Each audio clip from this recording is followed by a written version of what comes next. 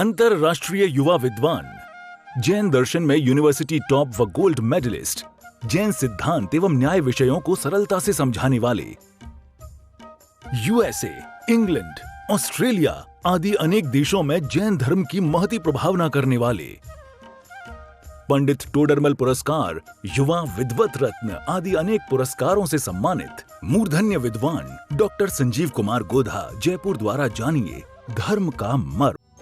इस कार्यक्रम के प्रायोजक हैं स्वर्गीय श्री पवन जी कासलीवाल की स्मृति में उनकी धर्मपत्नी श्रीमती मधु जी कासलीवाल जयपुर एवं पुत्री दिव्या चौधरी, दामाद अरिहंत चौधरी, दोहितिक शाइक चौधरी व श्रद्धान चौधरी किशनगढ़ अजमेर राजस्थान। जो लोग अपने आप को अहिंसक कहते हैं, अहिंसक वृत्ति वाला कहते हैं और ये कहते हैं रात्रि भोजन में तो क्या हो गया, लेकिन हम तो अहिंसक हैं, हम तो अहिंसक हैं। भैया सुनो, तुम अहिंसक हो ही नहीं सकते रात्रि भोजन त्याग के बिना। रात्रि भोजन त्याग के बिना तुम अहिंसक नहीं हो सकते। किसी भी व्यक्ति को अहिंसक होने के लिए रात्रि भोजन का त्यागी होना ही चाहिए।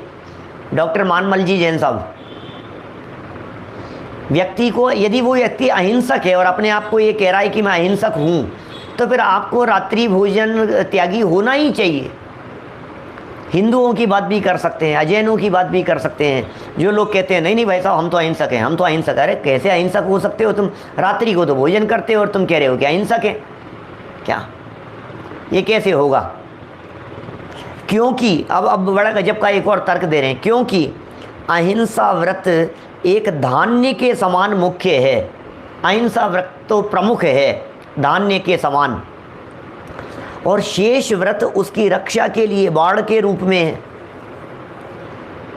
ये धान्य है, ये अहिंसा व्रत है, और अहिंसा व्रत की सुरक्षा के लिए चारों तरफ बाढ़ लगा दी गई है। यही कारण है कि अमृतचंद्राचार्य देव ने अहिंसा की ही प्रमुखता से पूरे पुरुषार्थ सिद्धि उपाय ग्रंथ की रचना की, सिर्फ और सिर्फ अहिंसा की दृष्टि से। और बोले बाकी सब, बोले ये तो शिष्यों के समझाने के लिए भेद कर दिए गए हैं। ऐसा पता है मूल श्लोक लिखा, मैं श्लोक बोलता हूं पुरुषार्थ सिद्धि उपाय का। आत्म परिणाम हिंसन, क्या लिखते हैं? आत्म परिणाम हिंसन हेतुत्वात् सर्वमेव हिंसेतत्। आत्म परिणाम हिंसन हेतुत्वात् सर्वमेव हिंसेतत्। अनृत वचनादि, झूठ आदि के लिए जो कथन कहे हैं वो सब। उदाहरतम शिष्य बोधाय, उदाहरण के लिए शिष्य को समझाने के लिए झूठ कह दिया, चोरी कह दिया, कुशील कह दिया।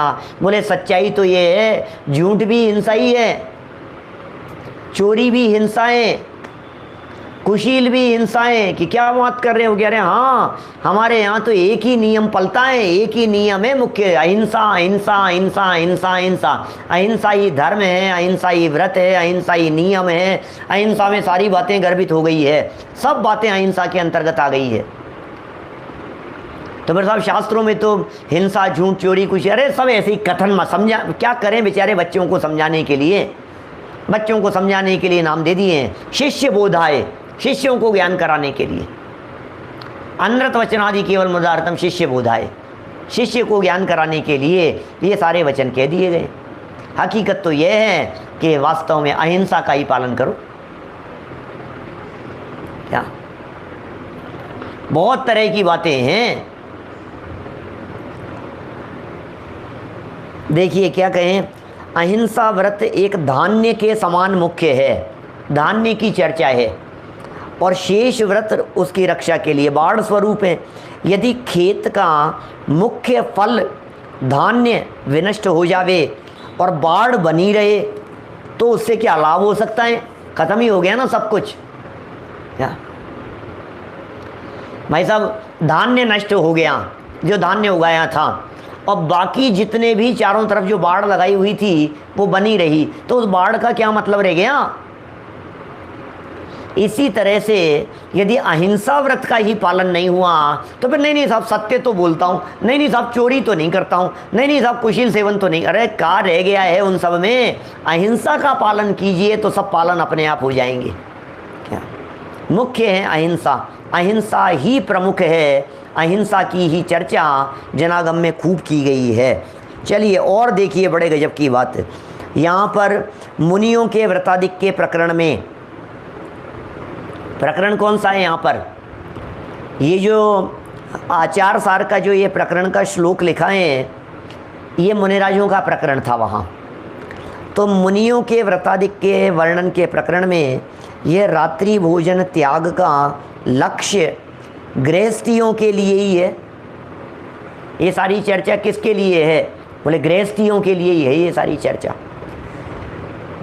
मुनियों का तो आहार गृहस्थी के घर में ही होता है और गोचरी दिन में ही होती है। मुनिराज गोचरी, भ्रामरी, अक्षभक्षण, दाह शमन, गर्त पूरण, ये 5 नाम दिए जाते हैं मुनिराजों की भिक्षावृत्ति के लिए, आहारचर्या के लिए, है ना। जब मुनिराजों की आहारचर्या वगैरह के ऊपर जब हम प्रवचन होते हैं तो उनमें बताते हैं। अभी ये जो छठी ढाल जो है छेड़ाला की, उस पर भी व्याख्या करते हुए शायद ये शब्द बतलाए होंगे। पंचकल्याणक प्रतिष्ठा महोत्सवों के अवसर पर जब आहार दान के दिन जो जो व्याख्यान पहले हुए हैं अनेक बार, तो उनमें हमने यही बात कही है, 5 प्रकार से देखना चाहिए मुनिराजों की आहारचर्या को। यहाँ गोचरी शब्द का प्रयोग किया है और सबका महत्व है अपना अपना अपना, बहुत महत्वपूर्ण है बात। मुनिराजों की आहारचर्या को भिक्षावृत्ति, कोई दिक्कत नहीं है, कह सकते हैं। भिक्षावृत्ति भी शब्द का प्रयोग आता है। अब शब्द का प्रयोग है, अपने कोई शब्द थोड़ा सा ऐसा लगता है भीख मांग रहे हैं, ऐसा नहीं है, उसका भाव समझना चाहिए उसका। तो यहाँ जो प्रकरण लिया है ये गोचरी शब्द का प्रयोग है यहाँ पर। गोचरी, गोचरी मतलब गाय जिस तरह से ग्रहण करती है उसका नाम गोचरी है। गाय कैसे? गो मतलब गाय, चरी मतलब चरने वाला। क्या? तो गाय जिस तरह से भोजन ग्रहण करती है तो उसे इस बात से मतलब नहीं कि देने वाला बालक है कि वृद्ध है, देने वाला स्त्री है कि पुरुष है, गाय को रोटी देने वाला अमीर है कि गरीब है, क्या फ़र्क पड़ता है, कोई भी हो। तो बिल्कुल कह सकते हैं अपन उसको वीतराग भाव से, कहने के लिए, वीतराग भाव तो नहीं है लेकिन कहने के लिए कह दीजिए आप, क्या है भाई साहब, कैसे ग्रहण किया? अरे बिल्कुल वीतराग भाव से, देने वाले ने जो दिया सो ले लिया, बस इसका नाम गोचरी है। ऐसे ही भ्रामरी शब्द, क्या भ्रामरी क्या चीज़ है? भ्रामरी मतलब भ्रमर की तरह, भौरे की तरह। तो मुनिराज आहार करके चले जावें और रंच मात्र भी तकलीफ न होवे। क्या? तो ये भ्रामरी कहलाता है। भंवरा जो होता है वो भंवरा पुष्प के ऊपर बैठकर सुगंध ले लेता है और अनटच रहता है। कभी आप देखना भंवरे को, और सुगंध भी ले लेता है, रस भी ले लेता है, फूलों का रस भी चूस लेता है और फ्लावर को रंच मात्र भी तकलीफ नहीं होती। इसी तरह से मुनिराज कब आहार ग्रहण करके चले गए, श्रावक के माथे पर वजन नहीं पड़ता। क्या? ऐसा नहीं है अरे यार चौका लगाया था, इतने का नुकसान हो गया, इतना वजन पड़ गया माथे पर, ये चक्कर नहीं है भाई साहब। यदि माथे पर वजन पड़ रहा है तो फिर कहीं ना कहीं गड़बड़ चल रही है। फिर वो मुनिराज के लिए भी दूषण होगा और तुम्हारे लिए भी दूषण होगा, क्योंकि उनकी जो वृत्ति है वो तो भ्रामरी वृत्ति है, भंवरे जैसी है। आते हैं और जो मिला जैसा मिला सब लेकर के चले गए। इसी तरह से गर्त पूरण, गड्ढे को भरने जैसी दशा होती है। गर्त माने होता है गड्ढा, और भर रहे हैं उसको भरने जैसा। दाह शमन, जठराग्नि जो अंदर में जल रही है उसके शमन के लिए, जठराग्नि जल रही है पेट में, उसके शमन के लिए उसे दाह शमन शब्द का प्रयोग करके बतलाया गया है। इसी तरह से एक अक्ष भक्षण, इसके लिए एग्जाम्पल दिया गया, गाड़ी में जिस तरह से ग्रीस की ज़रूरत होती है, ऑयलिंग की ज़रूरत होती है मशीन में, उसी तरह से इस बॉडी को चलाने के लिए थोड़ी बहुत ग्रीसिंग के लिए ले तप बढ़ावने हेतु, बस इसके लिए ग्रहण कर रहे हैं। तो 5 अलग अलग शब्द मुनिराजों की आहारचर्या के लिए दिए जाते हैं। यहाँ ये कह रहे हैं कि मुनिराज जो आहार ग्रहण करते हैं उसके लिए गोचरी शब्द का प्रयोग किया जाता है, और गोचरी जो होती है वो दिन में ही होती है। गाय भी दिन में ही आहारचर्या के लिए निकलती है, गाय कभी रात्रि भोजन नहीं करती है, तो गोचरी दिन में ही होती है। अतः रात्रि भोजन उनके लिए संभव न होने से त्याग स्वतः सिद्ध है। कोई व्यक्ति ये कहे साहब रात्रि भोजन का त्याग तो मुनिराजों के लिए लिखा है, मुनिराजों के लिए लिखा है साहब रात्रि भोजन त्याग, ये तो मुनिराजों का प्रकरण चल रहा था। अरे भाई मुनिराज के तो स्वतः पलता है, मुनिराज के क्या बात है, कैसी बात कर रहे हैं आप। दूसरा, मूल पद्य में षष्ठम अणुव्रतम यह पद दिया है, अतः छठा अणुव्रती हो सकता है।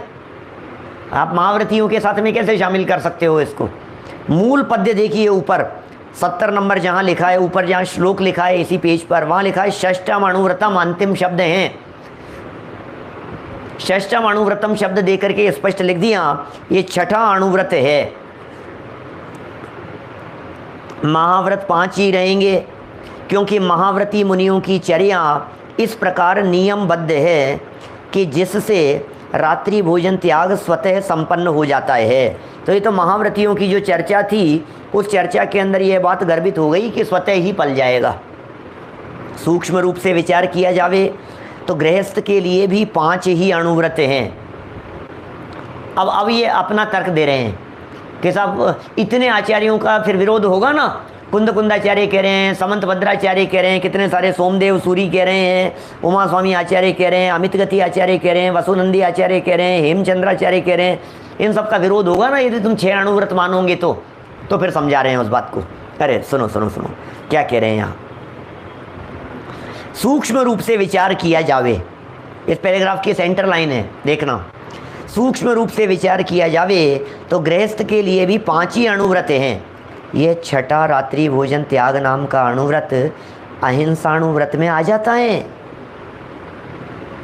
उसी में गर्भित हो गया है।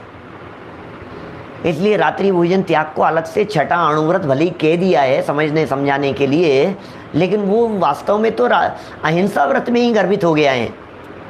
किंतु भोले जीव रात्रि भोजन करके हम अणुव्रती हैं। अब देखो आप मूर्खों की बात जरा देख लो क्या कहेंगे हैं कि भोले जीव रात्रि भोजन करके हम अणुव्रती हैं, ऐसा समझकर त्रस जीवों की हिंसा के पाप के भागी ना बने।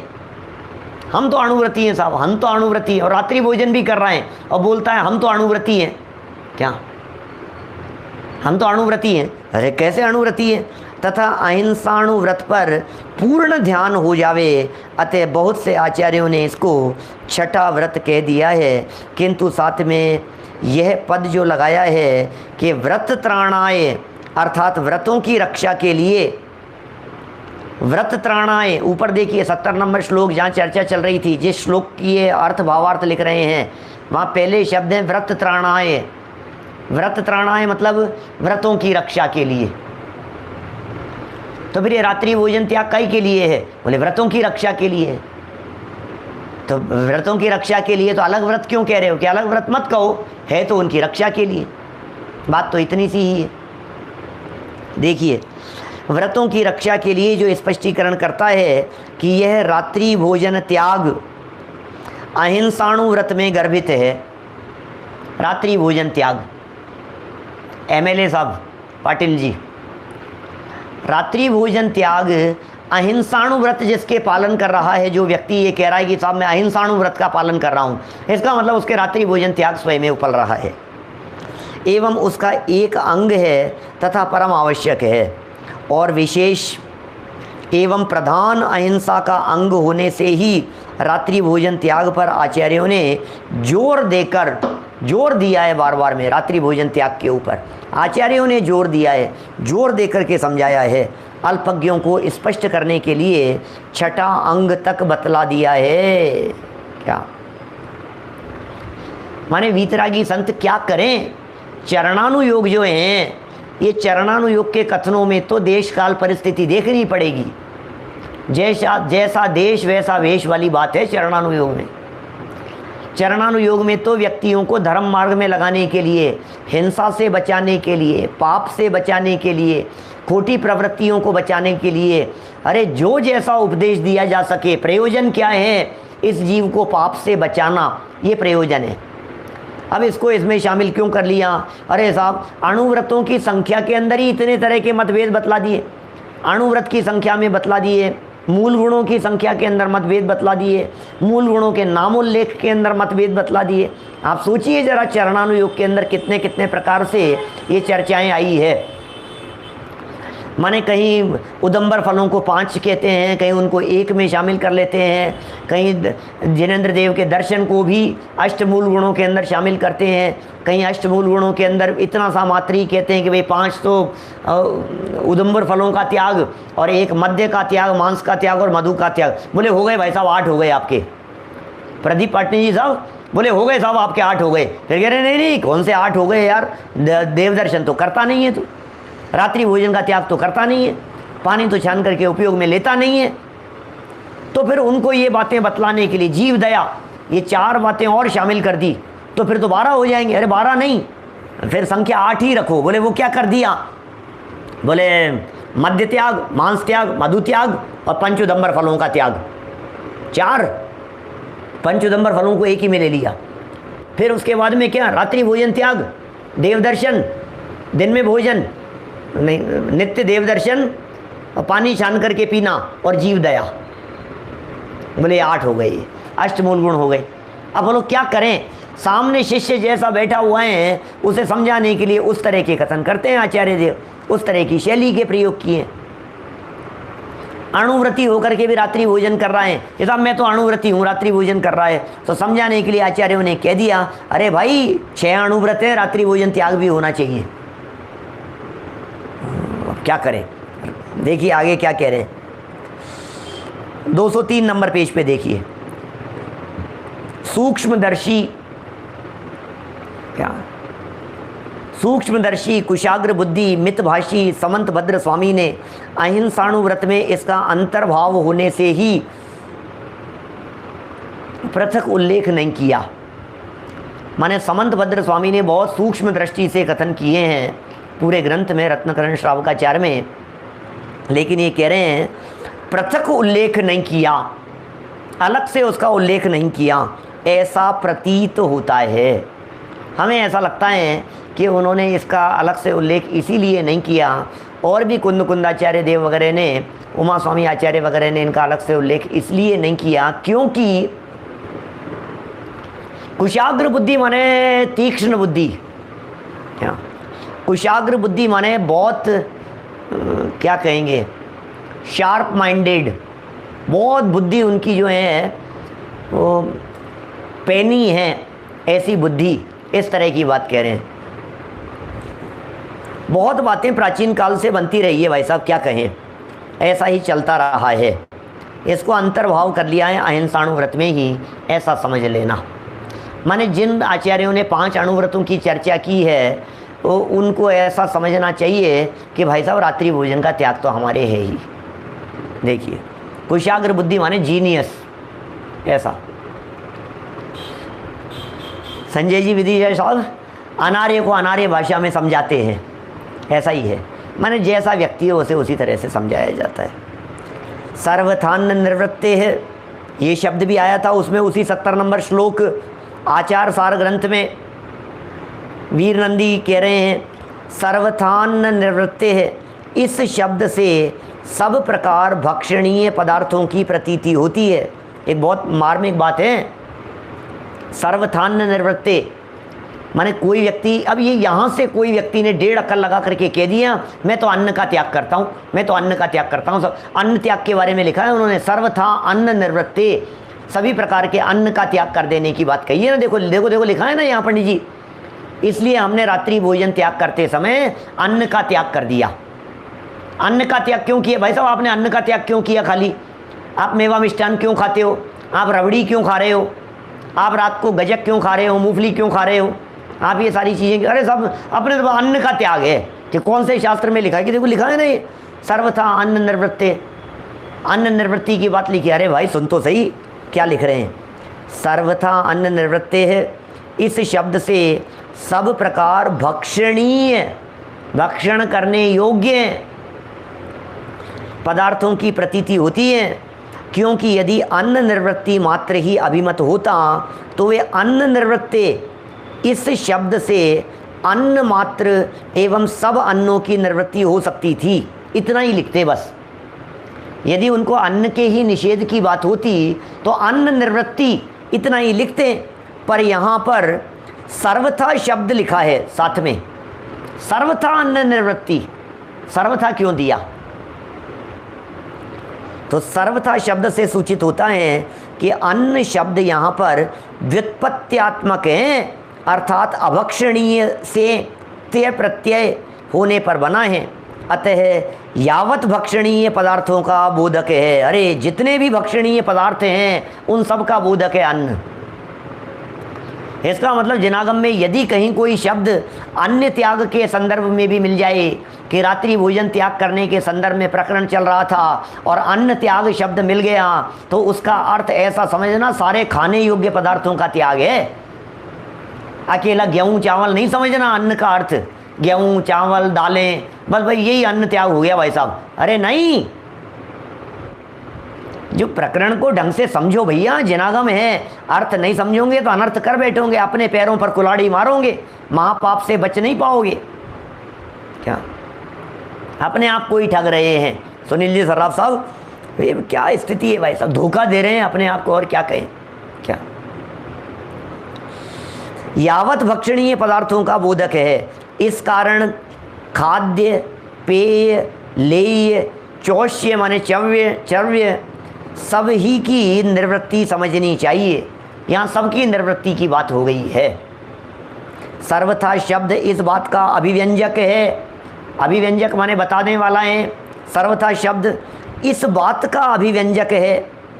यहाँ पर मुनियों का प्रकरण होते हुए भी सर्वथा शब्द उनके लिए नहीं आया है, क्योंकि मुनि धर्म तो षष्ठम अणुव्रतम कथन मात्र से विभक्त सा हो जाता है। भाई जब षष्ठम अणुव्रतम कह दिया, अणुव्रत शब्द दे दिया तो मुनिराज तो अलग ही हो गए हैं, क्या बात करो। और रात्रि भोजन त्याग मुनियों की चर्या मात्र से ही संपन्न हो जाता है, और भी कहा है। जरा देखिए, थोड़ा सा और पढ़ लेते हैं अपन, एक आध पैराग्राफ और पढ़ लीजिए। ये कह रहे हैं एन्नावन पान खाद्य लेयभ्य चतुरभ्य सत्वानुकंपया विरमणम रात्रि भोजन विरमणम षष्ठमणुव्रतम। चारित्र सार का कथन कर रहे हैं। वधाद सत्याचौर्याच कामाद ग्रंथान्निवर्तनम पंचधाणुव्रतम रात्र्य भुक्ति षष्ठमणुव्रतम। ये वचन भी नेमिचंद्र सिद्धांत चक्रवर्ती के शिष्य चामुंड राय के हैं। चारित्र सार, चारित्र सार नामक जो ग्रंथ है ये चामुंड राय के माध्यम से लिखा गया है। ये वे ही चामुंड राय हैं, आप जान गए ना चामुंड राय और नेमिचंद्र सिद्धांत चक्रवर्ती देव को। ये वे ही हैं जिनके निवेदन पर चामुंड राय की विशिष्ट भावना से श्रवण बेलगोला की प्रतिमा जो है, बाहुबली स्वामी की विशाल प्रतिमा, उसका निर्माण हुआ। गोमट सार के रचयिता हैं ये। गोमट सार, जीवकांड, कर्मकांड, लब्धि सार, क्षपणा सार, त्रिलोक सार, इन सब ग्रंथों की रचना, षटखंडागम ग्रंथ का सार लेकर नेमिचंद्र सिद्धांत चक्रवर्ती आचार्य देव ने ये इसी चामुंड राय के लिए, शिष्य चामुंड राय के लिए मानो उन सब ग्रंथों की रचना की हो, जो आज से लगभग 1000 वर्ष पहले विक्रम की 11वीं शताब्दी के प्रारंभ में हो गए हैं। चामुंड राय विक्रम की 11वीं शताब्दी में हो गए हैं। यहाँ पर यह स्पष्ट रूप से बतलाया है कि रात्रि भोजन त्याग को छठा अणुव्रत कहते हैं। इस कार्यक्रम के प्रायोजक हैं स्वर्गीय श्री पवन जी कासलीवाल की स्मृति में उनकी धर्मपत्नी श्रीमती मधु जी कासलीवाल जयपुर एवं पुत्री दिव्या चौधरी, दामाद अरिहंत चौधरी, दोहिते शाइक चौधरी व श्रद्धान चौधरी किशनगढ़ अजमेर राजस्थान।